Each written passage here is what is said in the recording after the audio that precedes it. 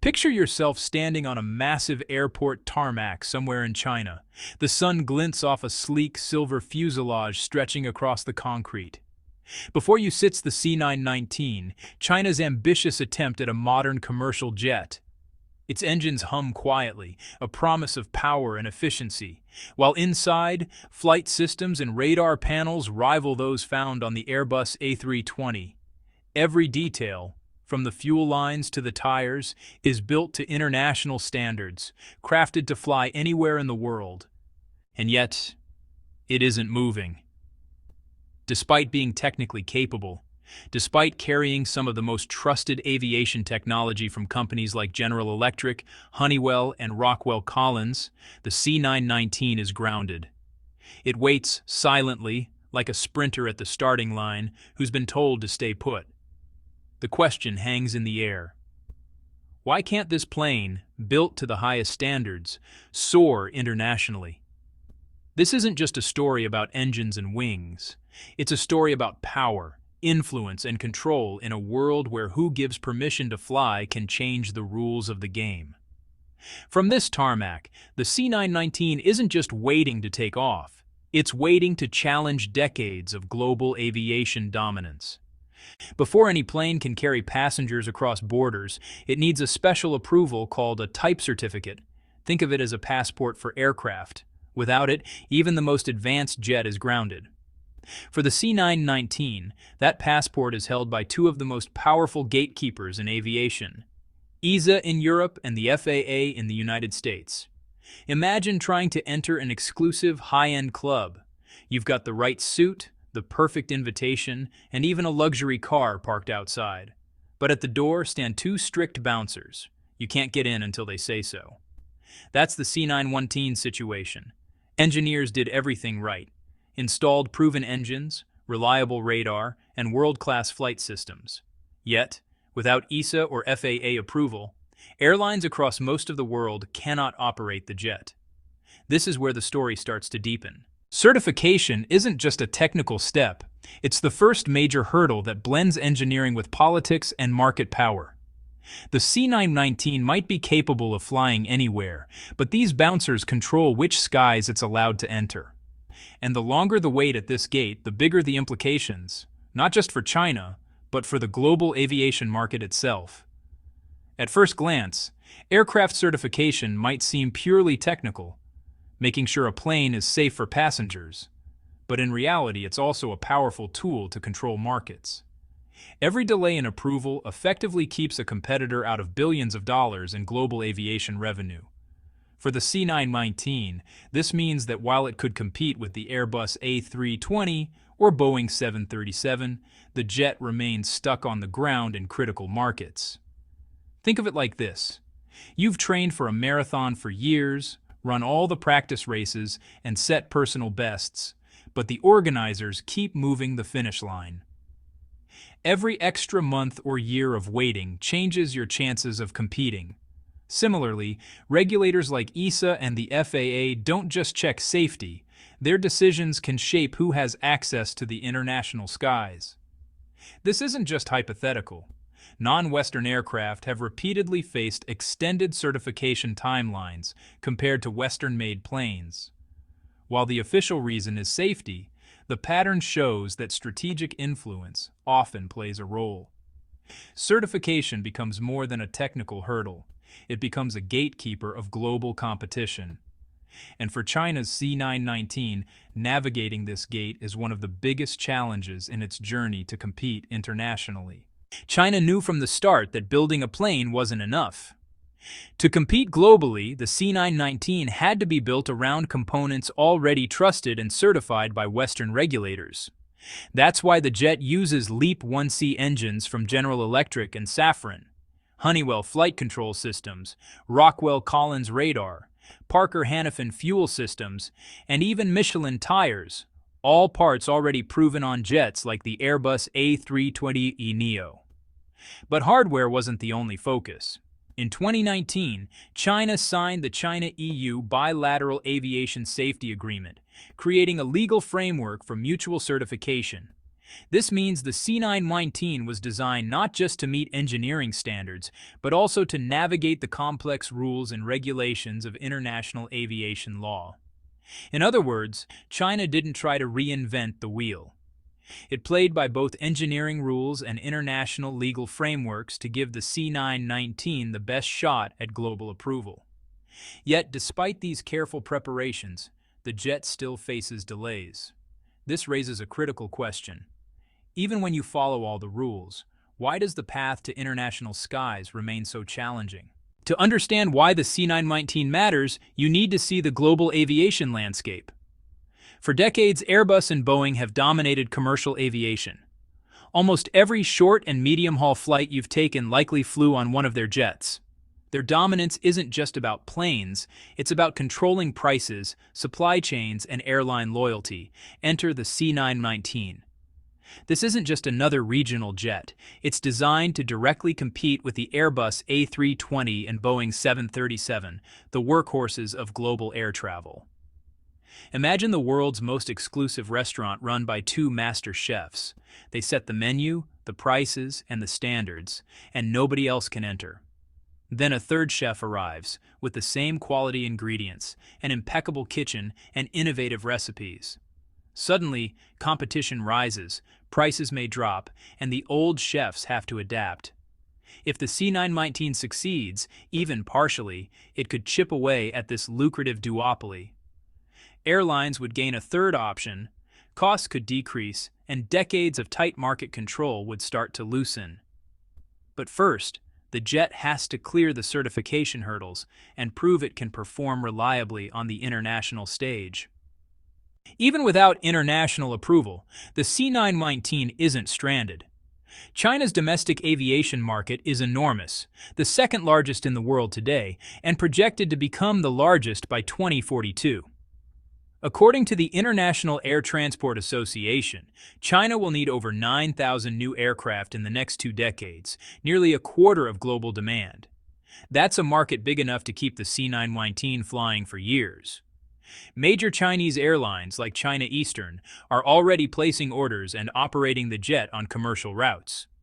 This allows engineers to collect real-world data, test reliability, and improve efficiency, all while generating revenue.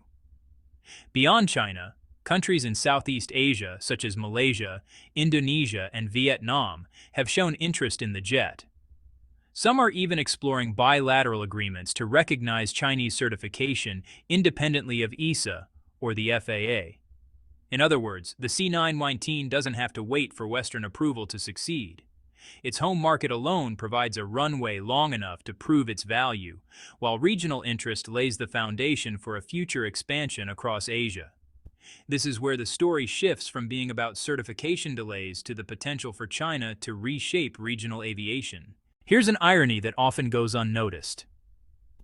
Airbus relies heavily on China. Over 2,200 Airbus aircraft currently fly in Chinese skies, making up more than half of the country's commercial fleet. Airbus has even built assembly lines and joint ventures in China to meet this demand, producing up to 6 aircraft per month at certain facilities. Now, consider the delay of the C919. European regulators may think they are limiting competition, but by slowing China's entry into international aviation, they risk pushing China towards self-reliance. The more delays stack up, the more incentives Beijing has to prioritize its domestic jets and support manufacturers like Comac. Even small shifts in procurement, like placing more orders with local producers, could gradually erode Airbus's market share without a single public confrontation. The paradox is clear. Europe may be trying to maintain control, but in doing so, it inadvertently strengthens China's resolve and encourages the growth of a domestic aviation industry that could eventually challenge Airbus itself. This is a key turning point, showing that the story of the C919 is not just about a plane, it's about the delicate balance of global aviation power. The C919 struggle isn't an isolated incident. It fits a larger pattern of challenges China faces when trying to integrate into Western-led systems. Take space exploration, for example. In 2014, China partnered with the European Space Agency on ambitious missions, including deep space exploration and joint astronaut training. European astronauts even traveled to China to train and learned Mandarin. Yet by 2023, the European Space Agency pulled out, citing political and financial pressures, leaving the partnership incomplete. Another example is satellite navigation. China initially invested in Europe's Galileo system, contributing technology and funding. But under U.S. pressure, China's role was limited, forcing it to develop its own satellite network, now fully operational and serving dozens of countries. These examples show a recurring theme.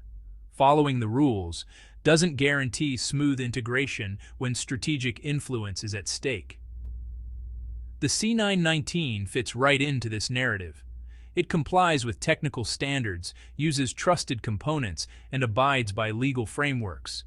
But the same forces that slowed China in space and satellite projects are now shaping the aviation landscape. The takeaway is clear. The C919 isn't just battling certification delays, it's navigating a geopolitical obstacle course, where technical expertise meets international strategy. China isn't sitting idly by while the C919 waits for international approval. Instead, it's executing a long-term, multi-layered strategy to secure independence and strengthen its aviation industry. First, China is developing domestic engines, like the CJ100A, to eventually replace the LEAP-1C engines from General Electric and Safran. This would allow the C919 to fly without relying on foreign propulsion systems or Western certification, a critical step towards self-reliance. Second, China leverages its massive domestic market. By prioritizing orders for locally made jets over foreign aircraft, Beijing can gradually shift airline demand toward domestic production, quietly building loyalty and operational experience. Third, China is forming aviation partnerships beyond the West. Through initiatives like the Belt and Road, it is creating bilateral agreements with countries in Southeast Asia, Malaysia, Indonesia, Thailand, and more, some of which are willing to recognize Chinese certification independently. Finally, China focuses on performance and persistence. Like its approach with Huawei chips or Beidou satellites, the C919 is continually improved for safety, reliability, and efficiency. The goal is to earn global trust through results, even if Western regulators remain cautious. In short, China is playing the long game, reducing dependence on Western approval while building influence, markets, and credibility simultaneously. The story of the C919 goes beyond a single aircraft. It's part of China's effort to create a parallel aviation ecosystem. By establishing certification standards recognized in countries across Asia, Africa, and parts of the Middle East, China is building an alternative infrastructure where jets don't need EASA or FAA approval to operate. Some Southeast Asian nations are already negotiating agreements to accept Chinese certification for commercial flights. Over time, this network could allow airlines in emerging markets to operate a mix of Chinese-certified jets alongside Western planes. The benefits are clear: more choices, lower costs, and regional independence from Western aviation regulators. This ecosystem isn't just theoretical. By pairing aircraft development with strategic international partnerships, China is gradually reshaping the rules of global aviation. The C919 delay, while frustrating in the short term, is helping accelerate the creation of this alternative market. Essentially, China is building a global aviation system that runs alongside, and eventually competes with, the traditional Western-controlled one. The rise of the C919 and China's parallel aviation ecosystem could eventually reshape the global aviation market. Instead of a system dominated by just two players, Airbus and Boeing, we could see a triangular market where Western-certified jets coexist with Chinese-certified jets. This fragmentation has far-reaching implications. Airlines in emerging markets may no longer be fully dependent on Western regulators or aircraft, gaining more options and potentially lower costs. Supply chains could shift as well, with components, manufacturing, and maintenance increasingly tied to China. Over time, this reduces Western influence while elevating Comac and other Chinese manufacturers as key global players. The C919 isn't just delayed. It represents the structural transformation of aviation. Regulatory hurdles, political friction, and certification delays may slow international expansion for now, but they also catalyze the creation of an alternative ecosystem, one that could eventually compete with and complement traditional Western-dominated aviation.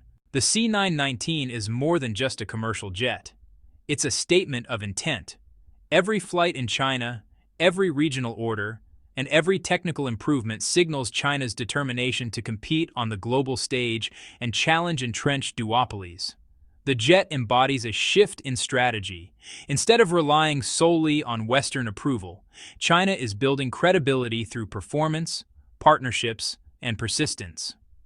Each successful flight and operational milestone strengthens the C919's reputation, gradually opening doors in markets that may have previously leaned exclusively on Airbus or Boeing. Looking ahead, the C919 could help reshape global aviation by creating a more competitive, diversified, and politically nuanced market. The delay by European regulators highlights the tension between safety, control, and market power. But it also showcases China's long-term approach: adapt, innovate, and create alternatives when barriers appear. In essence, the C919 isn't just a plane, it's a symbol of strategic ambition, showing that when faced with roadblocks, China doesn't give up. It evolves, builds alternatives, and emerges stronger. The story of the skies is far from over, and this jet is just the beginning. The story of the C919 is a window into the future of global aviation, innovation, and power dynamics. It's not just about a plane sitting on a tarmac. It's about who sets the rules, who controls markets, and how new players like China are quietly reshaping the industry. Each flight, each order, and each technological improvement brings the C919 closer to challenging decades of dominance by Airbus and Boeing. For viewers, the lesson is clear.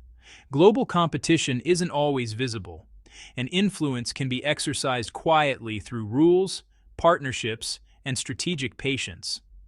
The C919 shows that determination, strategy, and persistence can turn delays and obstacles into opportunities for long-term growth and independence. If you found this deep dive into aviation and geopolitics insightful, like this video, subscribe to the channel, and hit the bell so you won't miss our next exploration into global strategy, technology, and power. The skies are changing, and the story of the C919 is just the beginning.